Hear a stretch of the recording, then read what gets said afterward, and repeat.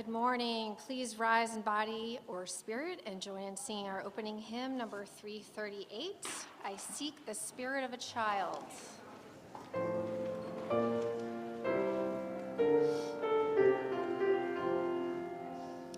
Seek the spirit of a child, the child who leads life naturally, the child who sings the world alive and greets the morning sun with glee.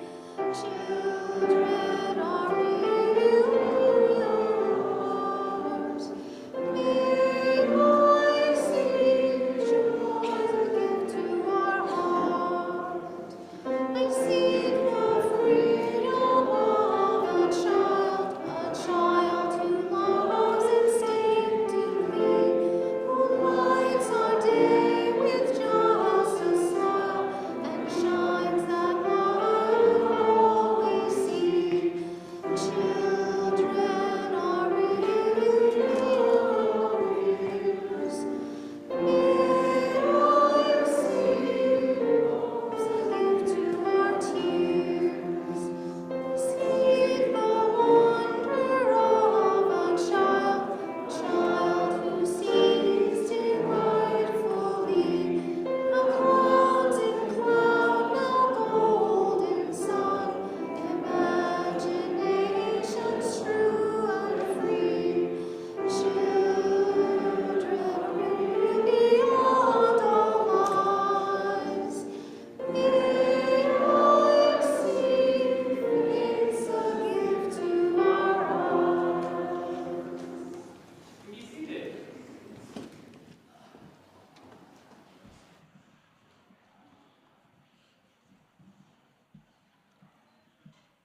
Good morning and welcome to Second Unitarian Church. I'm Christy Anderson, a member of the Board of Trustees, and my pronouns are she and her. Today we are in person at the Admiral at the Lake. Oh no, I'm sorry, we are. Oh, okay, we are in person at Admiral at the Lake. We are also in person here, and we are meeting virtually on Zoom. We are glad that you are here, whichever way you're attending. If you are in the sanctuary and would benefit from noise-canceling headphones, we have one pair for adults and one for children. Please see our tech team in the back.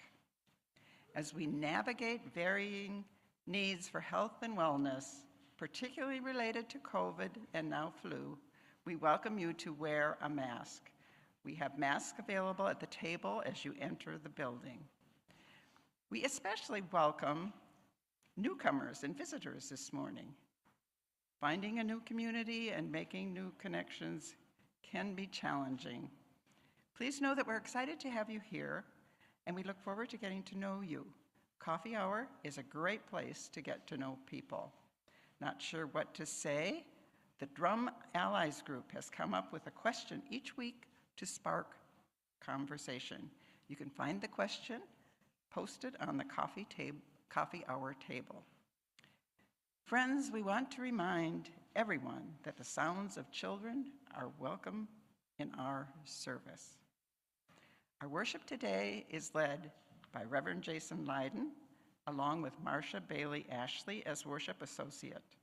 Music is provided by Giuliano Garcia and the 2U band, comprised today of Jonathan Dunmore, Susan Ziegler, Laura McKee, Lauren Covey, Brad Killingsworth, and Micah Lappin-Carr.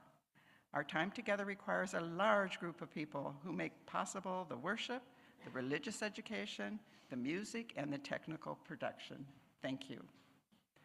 Next week, we will start our new member orientation after service. If you have been attending 2U for a few weeks or a few months, this would be a great time to come and learn more about the church, as well as the history of Unitarian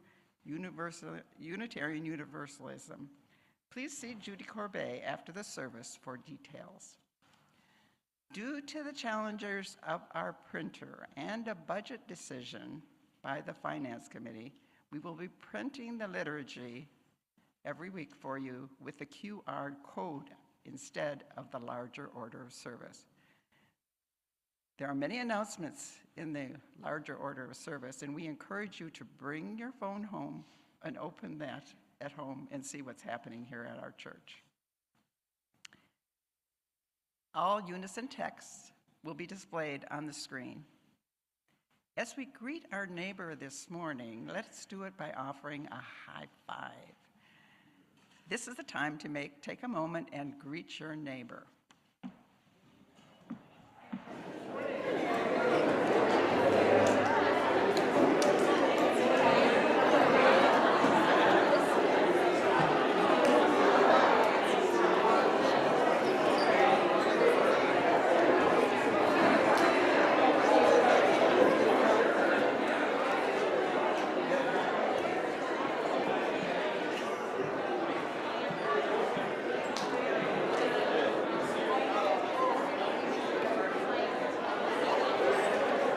From you I receive, to you I give. Together we share, and from this we live.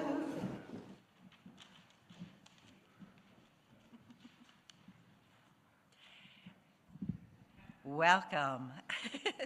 I'm so glad to see all your faces braving the cold to come. We are a Unitarian Universalist congregation, a community of children, youth, and adults, a people of many beliefs and traditions, bound not by the specific list of things we believe, but the values we share, where we keep love at the center. Whether you are joining us for the first time or for the 1000th time, you are welcome here. Whether you believe in God some of the time, all of the time, or none of the time, you are welcome here. Whatever your race, whomever you love, whichever way you move in the world, however much money is in your pocket, you are welcome here. I invite you, when you feel ready, to take a breath in and out. Please rise in body and/or spirit and join in singing our congregational hymn, Spirit of Life.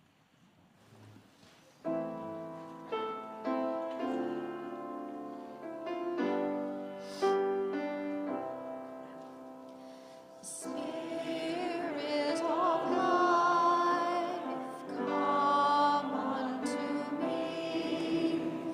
Sing in my heart all the stirrings of compassion. Blow in the wind, rise in the sea, move in the hand, giving life the shape of justice. Roots hold me close, wings set me free. Spirit of life, come to me, come to me. Please remain risen and join me in reciting our covenant. We covenant to build a community that challenges us to grow and empowers us to honor the truth within ourselves. We will be generous with our gifts and honest in our communication, holding faithful to a love that embraces authenticity and conflict. Called by our living tradition, we will nurture spirituality within a vision of the eternal, living out our inner convictions through struggles for justice and acts of compassion. Be seated.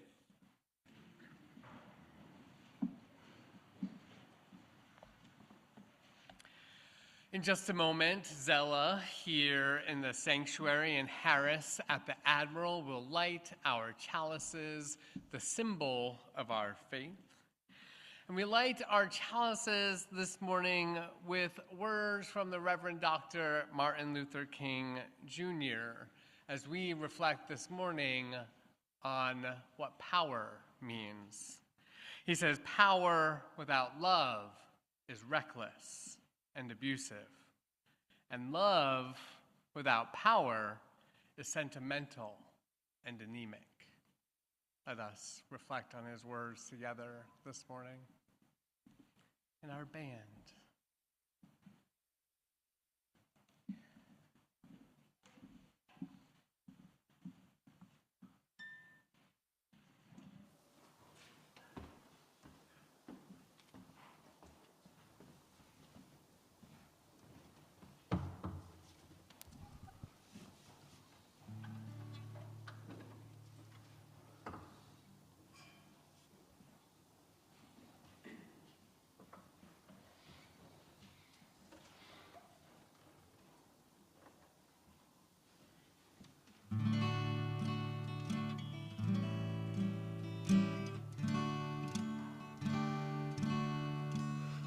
Precious Lord, take my hand, lead me on, help me stand. I am tired, I am weak, I am worn. Through the storm, through the night, lead me on to the light. Take my hand, precious Lord, lead me home. When my way grows drear, precious Lord, linger near. When my life is almost gone, hear my cry, hear my call. Hold my hand lest I fall. Precious Lord, take my hand, lead me home.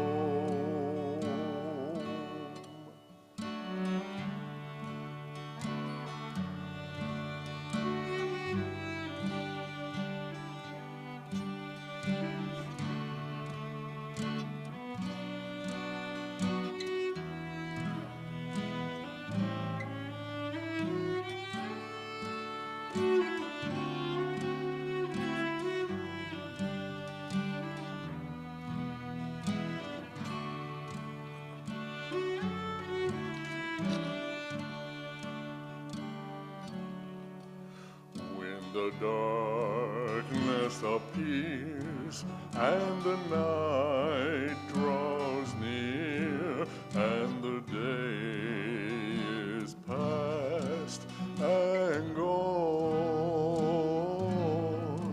At the river I stand, guide my feet, hold my hand, take my hand. Precious Lord, lead me home. Precious Lord, take my hand, lead me on, let me stand. I am tired, I am weak, I am worn.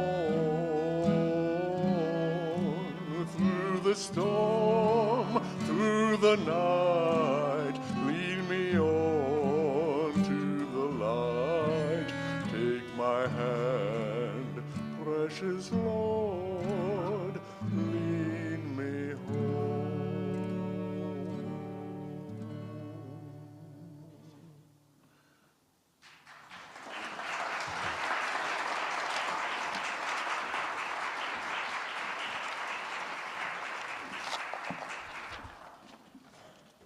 Thank you so much. Beautiful. In your liturgy, you will see that it says that we are doing a child dedication this morning with the Appleby Duran family.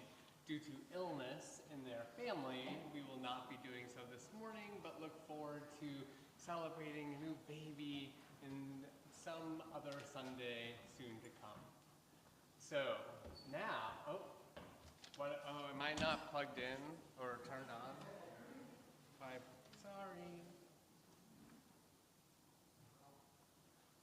Sorry about that.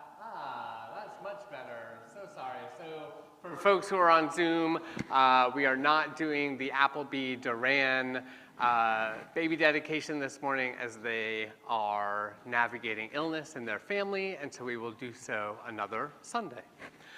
At this time, I'd love to invite those who are young in age or young in spirit to come and join me on the chancel. Wonderbox. All right, we will get to the Wonderbox in just a moment. What holiday are we celebrating this weekend? Martin Luther King Jr. Day. One of the things that's so important to know about this holiday and about this weekend and about the civil rights movement is that no movement is about just one person. That Martin Luther King Jr. was so important to the civil rights movement, and so too were tens of thousands of other people, because movements take everybody to make them happen. And so when Brittany and I were talking about our Time for All Ages today, we wanted to take a moment to talk, in addition to Martin Luther King Jr., about another group of people who were part of the movement for racial justice in this country. So I'm going to open this up, and we're going to do one picture at a time. Here, we'll do that one to start. We're going to do that one to start. Here, I'm going to delete, and we'll do one at a time. This is a picture of a person named Fred Hampton. He lived, can you show everybody? It's up on the screen. Can you show right behind you, too? So let's try and take a look. It's on. There you go, perfect. All right, so this was a very important man here in the city of Chicago who did a lot of organizing with black folks on the south side of Chicago, trying to figure out how to get justice in their communities. And one of the things that they did was do work to create breakfast programs in schools for young people who are going to school. Has anyone here ever gotten a breakfast at school, in elementary school, or as you got older? Yeah, so some of our folks have. Those programs were started by people like Fred Hampton in what was called the Black Panther Party. Has anyone heard of the Black Panther Party before? Zella heard this morning as we were talking about it, so we've already done a little bit of learning. So Black Panther Party was one of the different organizations that existed as part of this movement for black justice and liberation in black communities, and imagining the ways that they could figure out how to create justice in their communities and take care of their communities and resist racism that has been such a big part of this country's history and something that we continue to navigate today. The Black Panther Party, so Brittany and I were debated whether or not we were going to show you this picture, because the Black Panther Party was a little bit different from Martin Luther King Jr. and the work of the Southern Christian Leadership Council Conference, thank you, SCLC. In that, so Martin Luther King Jr. was nonviolent. Has anyone heard that word before? Yes. What does that mean? Asher, I'm going to go over here first. Asher, what does nonviolent mean? It means to not hurt someone in probably any way. Not hurt somebody in any way. Yeah. Agree with that.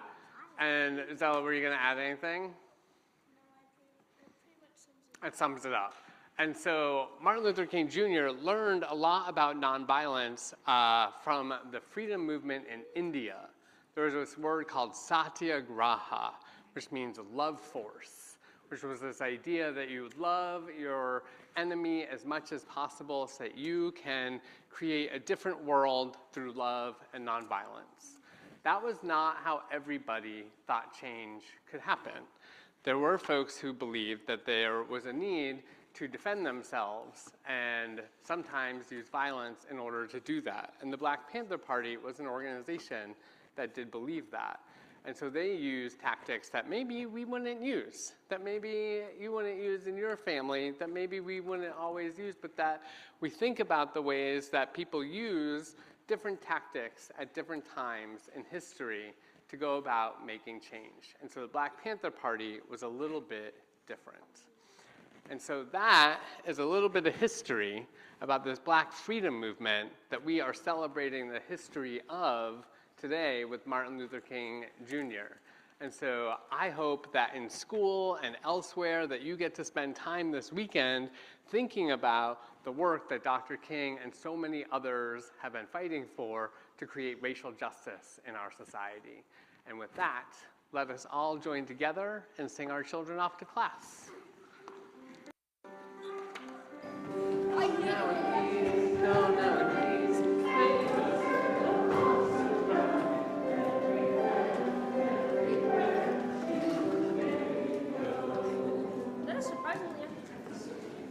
That was the quick version. All right, excellent.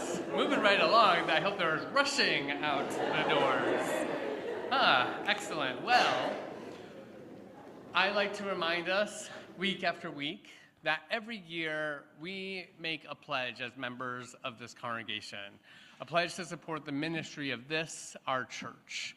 In addition to this pledge that you make, every Sunday we take a collection so that we can share with those who are doing justice work well beyond our walls. I make that reminder week after week because one time I had a friend who came out to me after a service who was visiting a UU service for the first time and said, "You run your entire church just based on the $50 I saw go in the plate?" And so I had to clarify that we had other ways in which we raised money. During the music, you're going to see a phone number on your screen, which you can use to do text to give.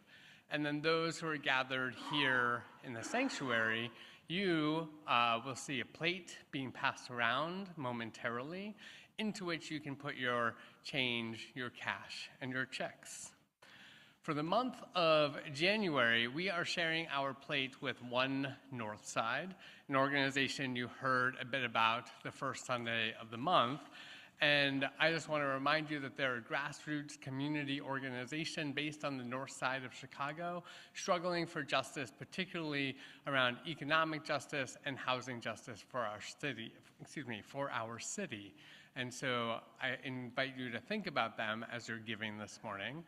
And for other Sundays that aren't the first and last Sunday of the month, we're trying out a justice minute, a social justice minute, where you'll hear about social justice work happening in our church. And so, Alicia, I welcome you up.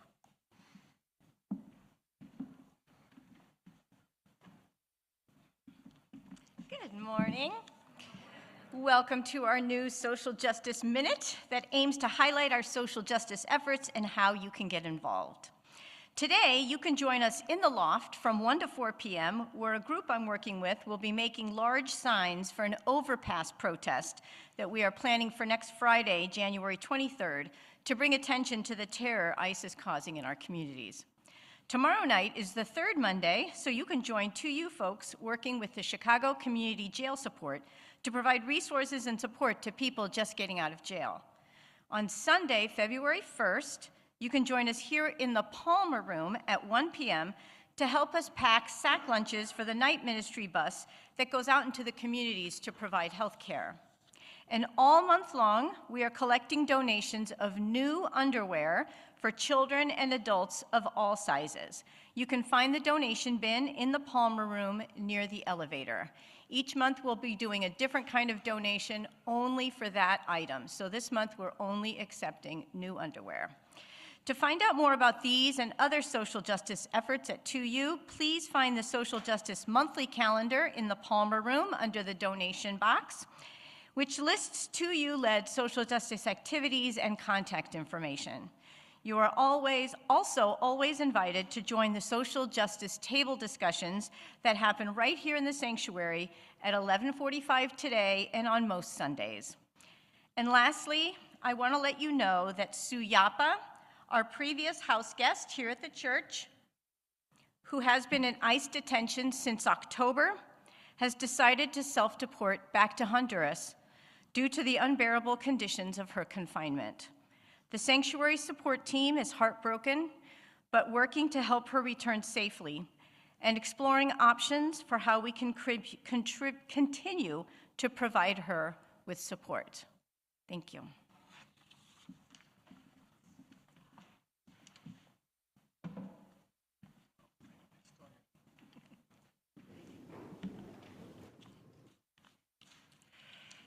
Now I invite you to join me in reading our offertory words. This church is the community of ourselves. Its energy and resources are our energy and resources. Its wealth is what we share. As we contribute to the life of this community, we affirm it and enable its participation in the larger world around us. The offering will now be generously given and gratefully received.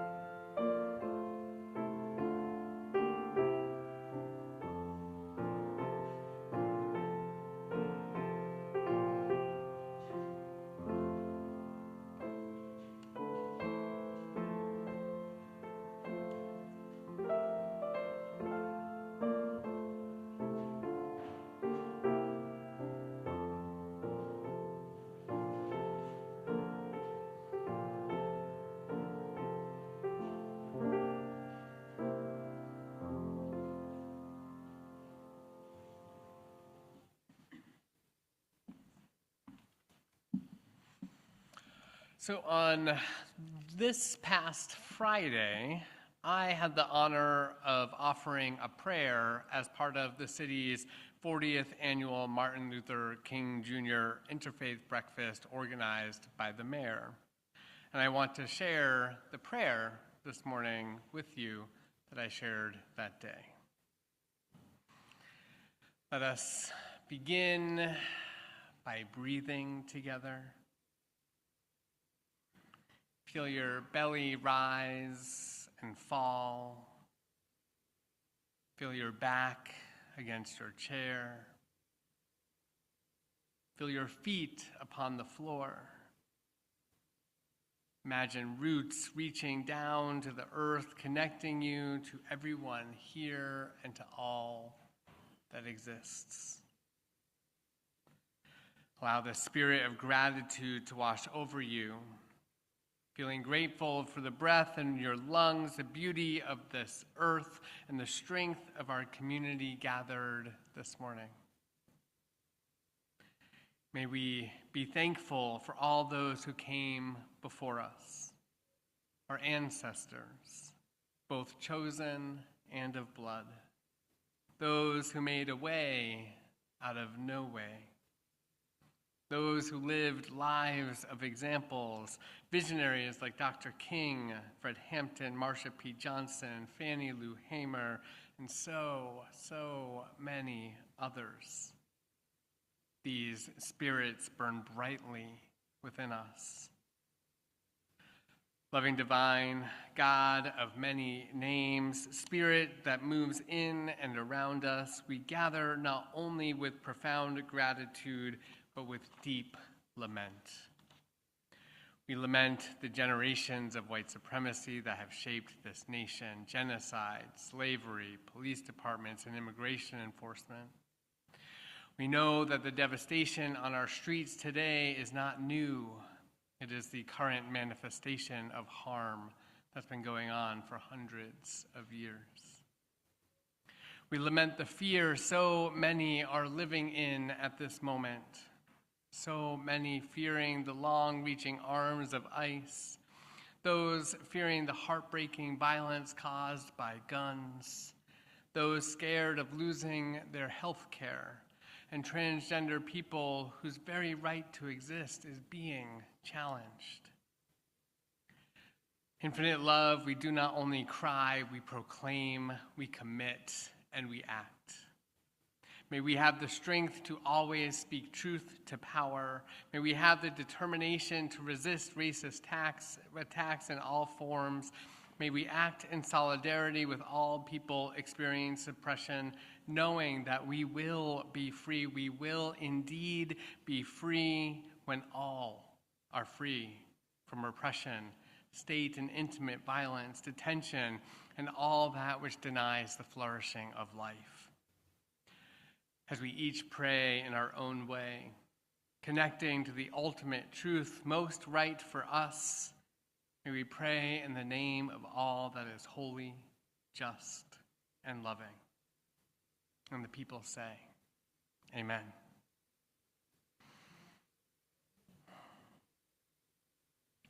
During our ritual of lighting candles for joys and concerns, we want to continue taking care of ourselves and one another.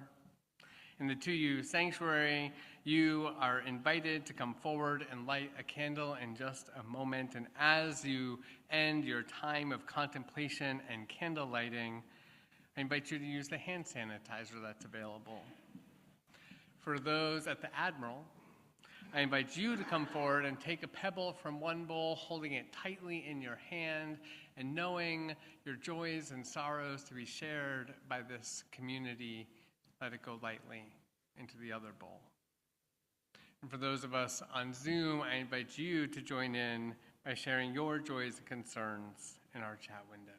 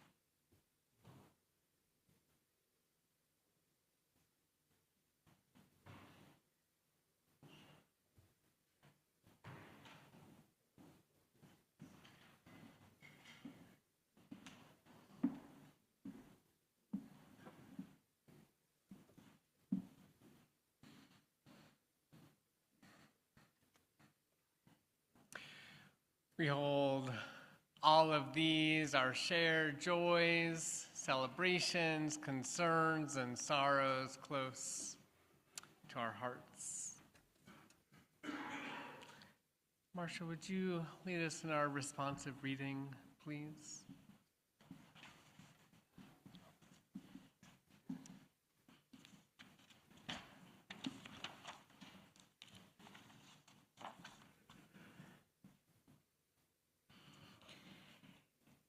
Please join with me for our responsive reading this morning.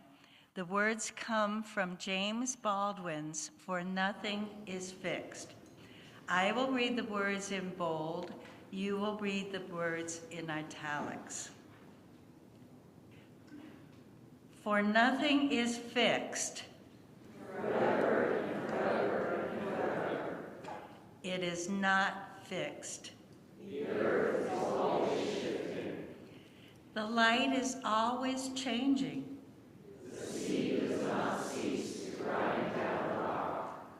Generations do not cease to be born, and we are responsible to them because we are the only witnesses they have. The sea rises, the light fails, lovers cling to each other, and children cling to us. The moment we cease to hold each other, the moment we break faith with one another, the sea engulfs us and the light goes out. Let us join together in singing our anthem.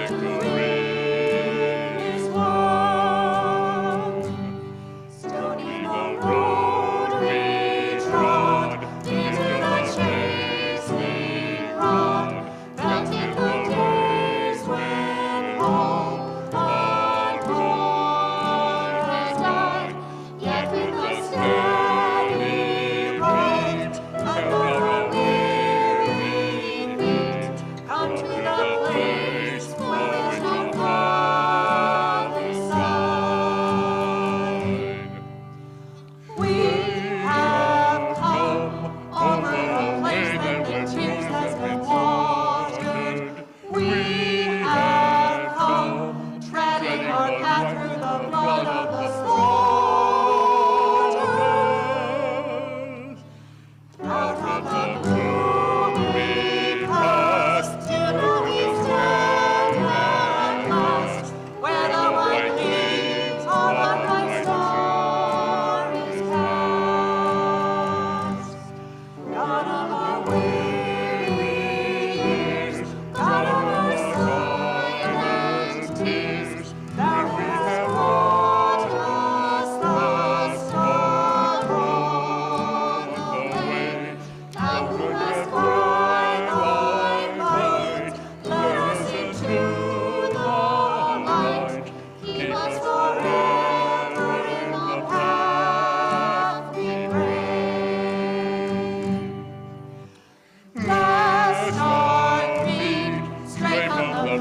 bless our God when we bless thee. Bless our hearts, drunk with the wine of the world, we forget thee. Shout of the ring, thy hand, may we forever stand. True to our God, true to our native land. Thank you so much. You can be seated.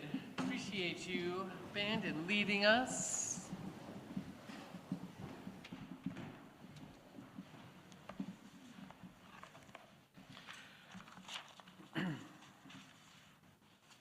So as I was choosing my sermon title for this morning, Who Has the Power?, I immediately thought back to my early days of childhood and the 80s cartoon, He-Man.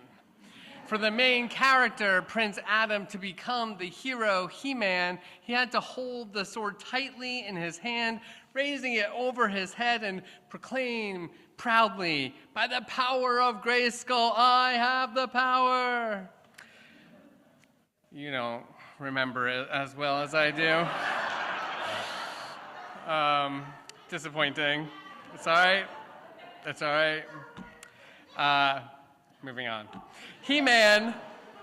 So He-Man may have obtained his power from a spiritual source, but when it comes to the question of today, the question of white supremacy culture, the source is hardly rooted in a life-giving magical mountain, quite the opposite.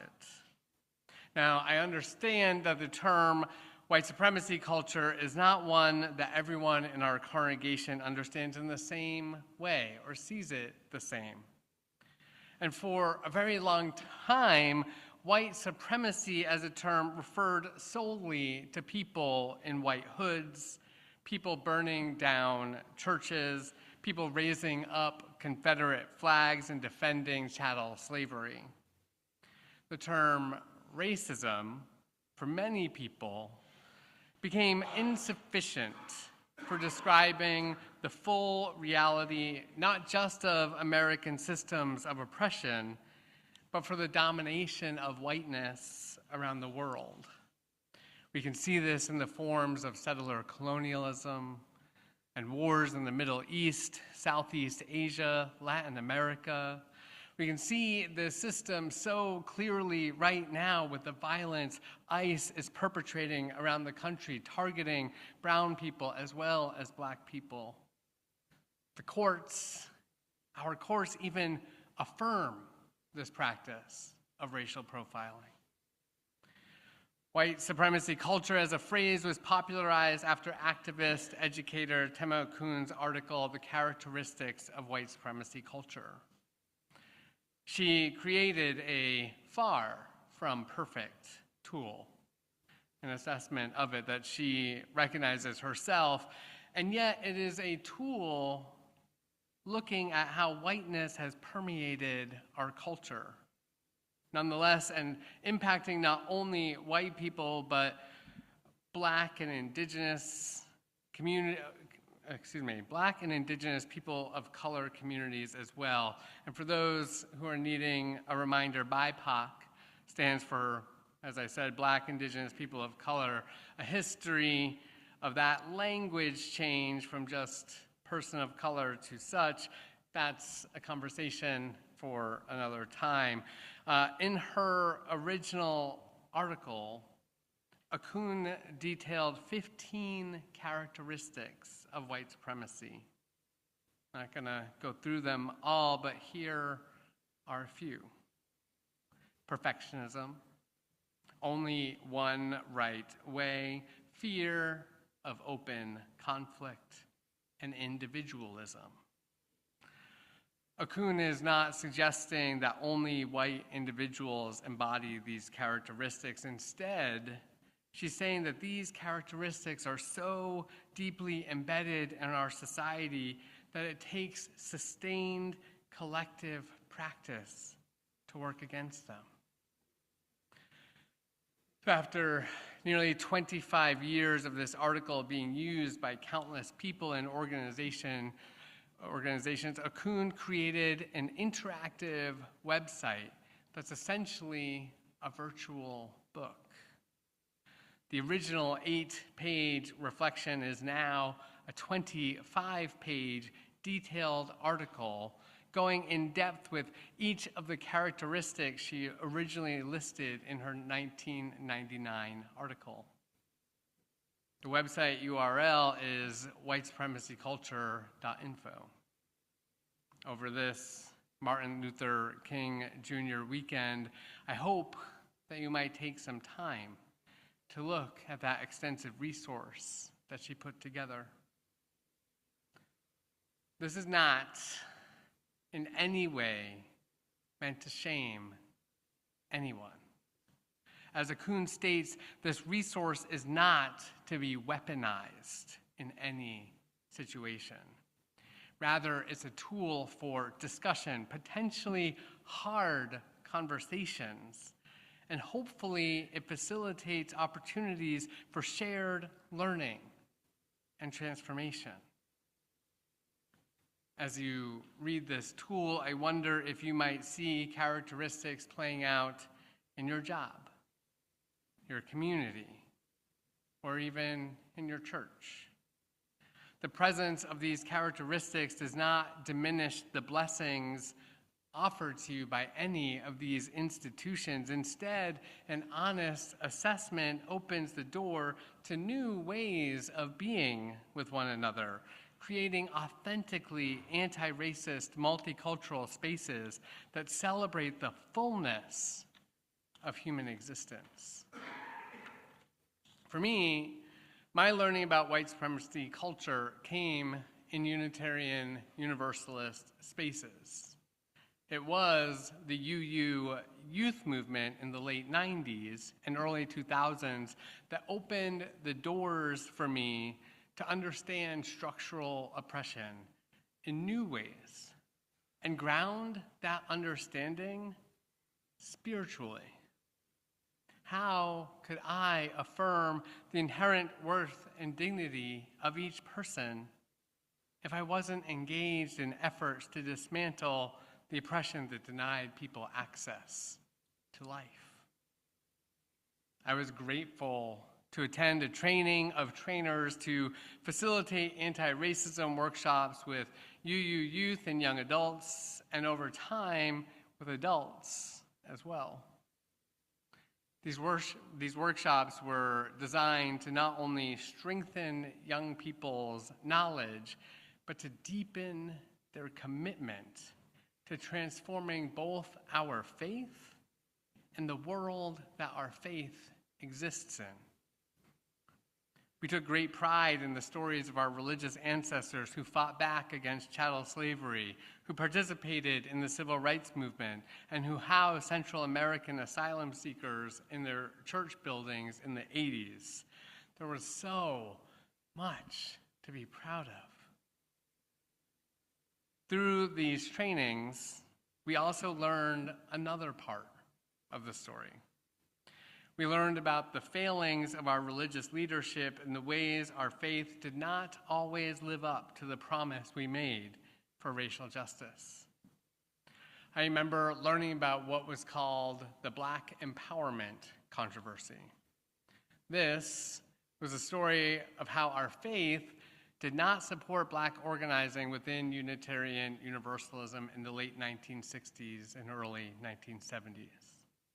Very specifically, even after the General Assembly in 1968 voted to support funding for the Black Affairs Council, the UUA board did not fully fund this commitment.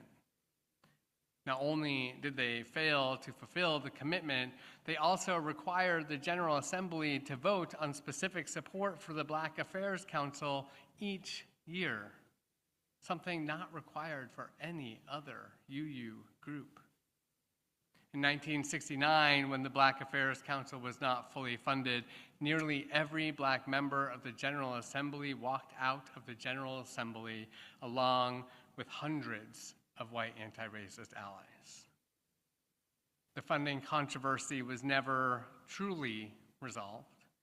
In an effort towards reparations for this break in relationship, the UUA committed over $5 million to support Black lives of Unitarian Universalism in 2016. Certainly, there is more work to be done.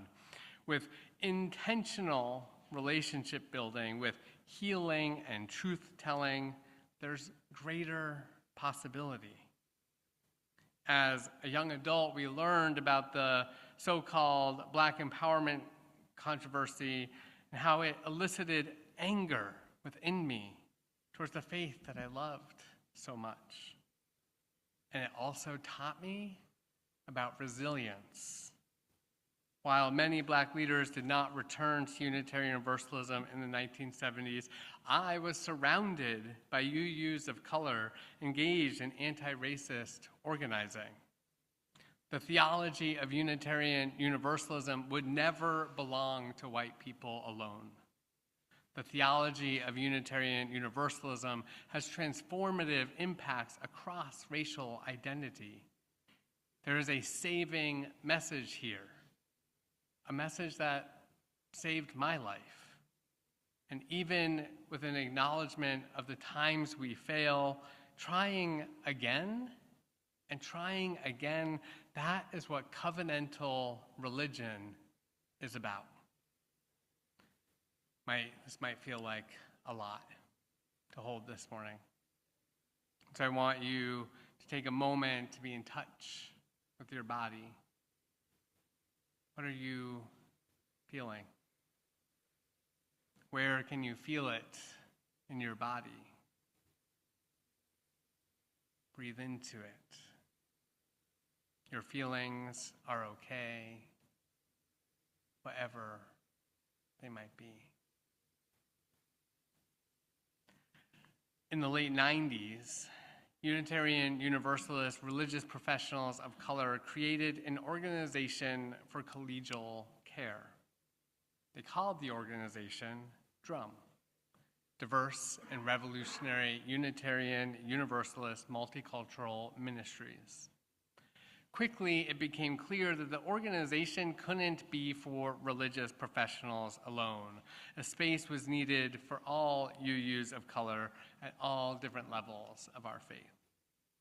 There was an important spiritual need for a specific space for BIPOC UUs. This organizing effort created intentional space for Latinx UUs, Black UUs, Asian Pacific Islander UUs, Arab UUs, Indigenous UUs, South Asian UUs to all gather together.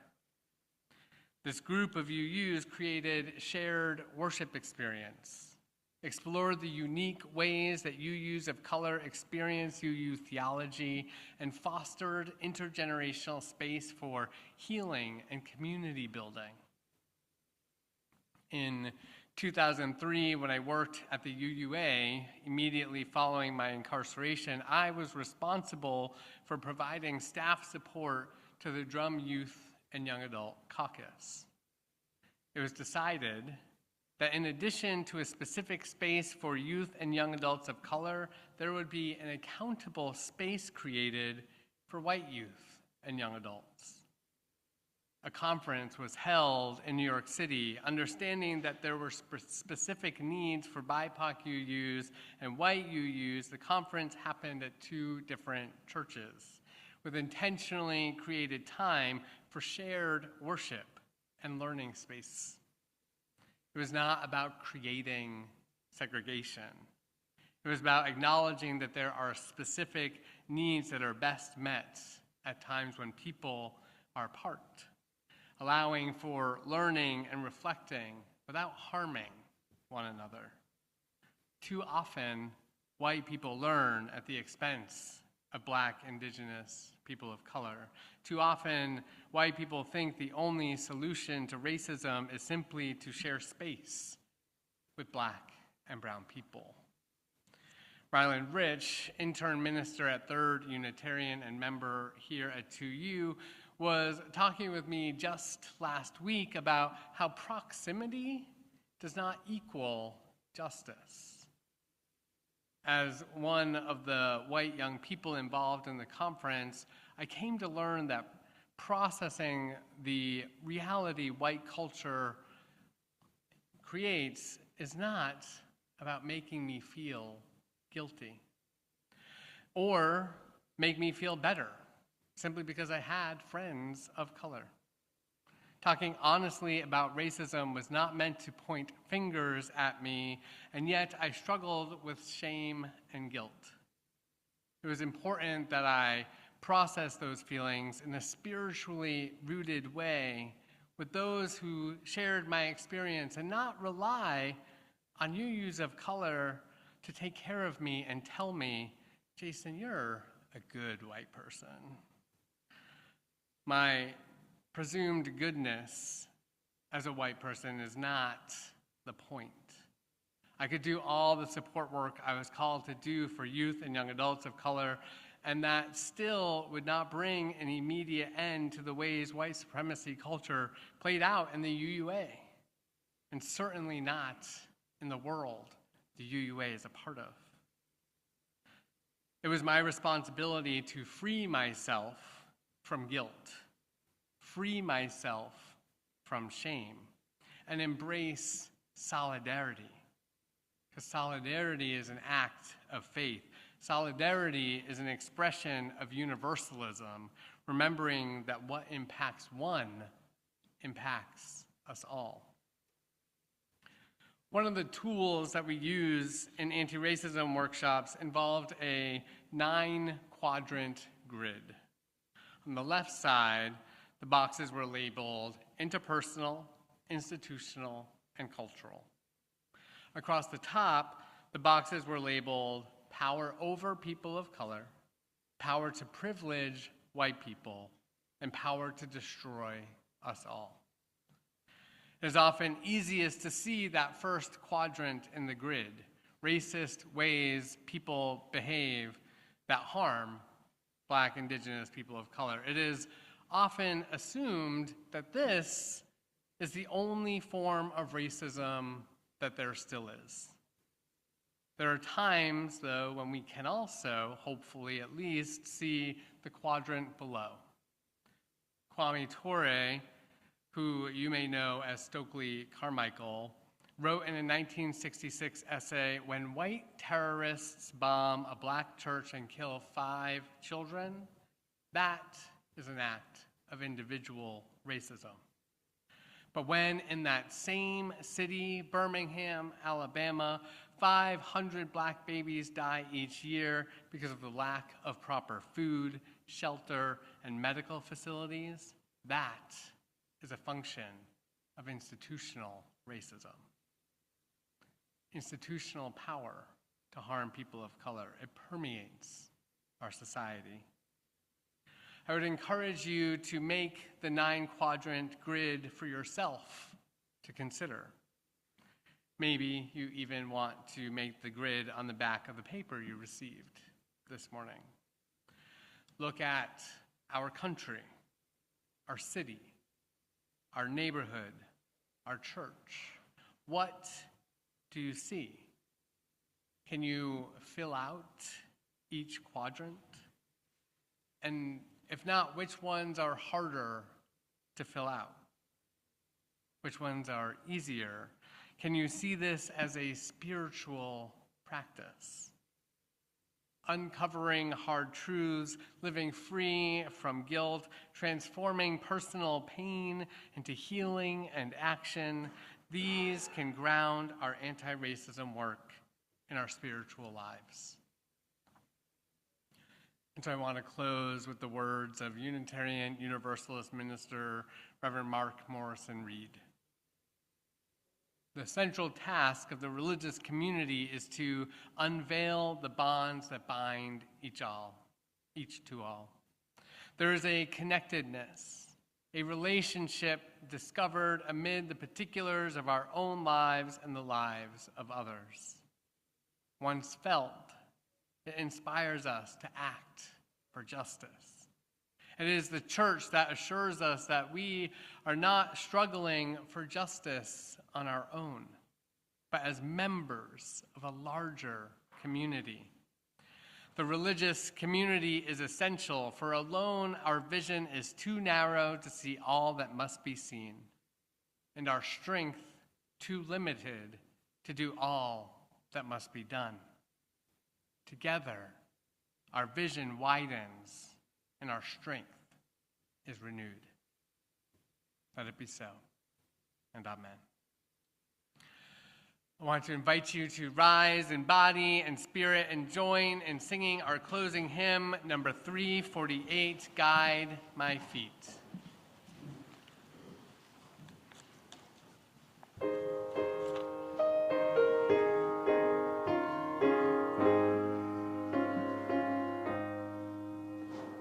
Guide my feet while I run this race.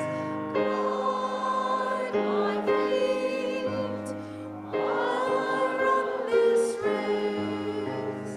Guide my feet while I run this race. For I don't want to run this race in vain.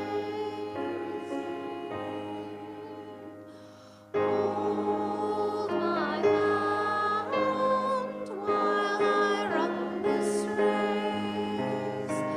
Hold my hand while I run this race. Hold my hand while I run this race. For I don't want to run this race in vain. Stand by me while I run this race. Stand by me while I run this race. Stand by me while I run this race. For I don't want to run this race in vain. Search my heart while I run this race. Search my heart while I run this race. Search my heart while I run this race. For I don't want to run this race in vain.